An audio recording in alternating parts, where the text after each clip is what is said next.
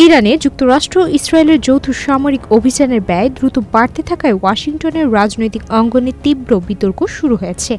বিশ্লেষকদের মতে এই যুদ্ধ যুক্তরাষ্ট্রকে এমন আর্থিক ও সামরিক চাপে ফেলেছে যা সম্প্রতি সময়ে কোনো সংঘাতে দেখা যায়নি।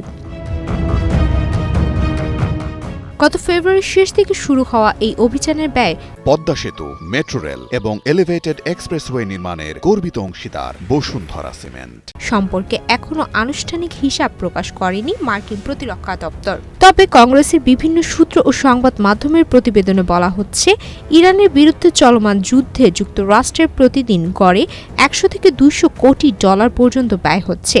মার্কিন আইন প্রণেতাদের একাংশ বলছে, দেশের ভেতরে যখন স্বাস্থ্যসেবা ও নিত্যপণ্যের দাম নিয়ে সাধারণ মানুষ চাপে রয়েছে, তখন মধ্যপ্রাচ্যে বিপুল অর্থ ব্যয় করা নিয়ে জনগণের মধ্যে অসন্তোষ বাড়ছে। এই প্রসঙ্গে কংগ্রেসের নিম্নকক্ষের সংখ্যালঘু নেতা হাকিম জেফরিস প্রেসিডেন্ট ডোনাল্ড ট্রাম্পের তীব্র সমালোচনা করে বলেন, প্রশাসন এমন এক যুদ্ধে বিপুল অর্থ ব্যয় করছে যার পরিণতি এখনও অনিশ্চিত। যুদ্ধের প্রকৃত ব্যয় নির্ধারণে বিস্তারিত বিশ্লেষকদের দাবি উঠেছে। এ লক্ষ্যে কংগ্রেসের বাজেট বিষয়ক নেতারা যুদ্ধের প্রভাব, বিশেষ করে জ্বালানির দাম ও সামগ্রিক অর্থনীতির উপর সম্ভাব্য প্রভাব নিয়ে তদন্তের আহ্বান জানিয়েছেন।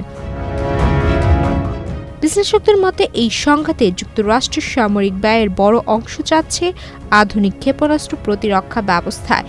ইরানের ড্রোন ও ক্ষেপণাস্ত্র হামলা প্রতিহত করতে যে প্রতিরোধী ক্ষেপণাস্ত্র ব্যবহার করা হচ্ছে, সেগুলোর প্রতিটির দাম কয়েক মিলিয়ন ডলার।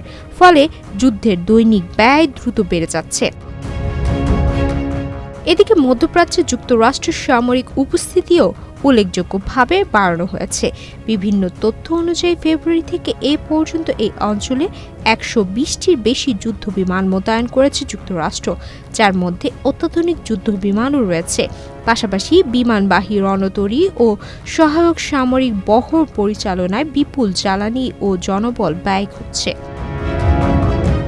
প্রতিরক্ষা বিশ্লেষকদের সতর্ক বার্তা, যদি সংঘাত দীর্ঘস্থায়ী হয় তাহলে শুধু অর্থনৈতিক চাপই নয়, যুক্তরাষ্ট্রের সামরিক সরঞ্জামের মজুতেও দ্রুত কমে যেতে পারে। এ পরিস্থিতি ওয়াশিংটনের জন্য বড় কৌশলগত চ্যালেঞ্জ হয়ে উঠতে পারে বলে তারা মনে করছেন। সুমাইয়া মিতু, বাংলাদেশ প্রতিদিন।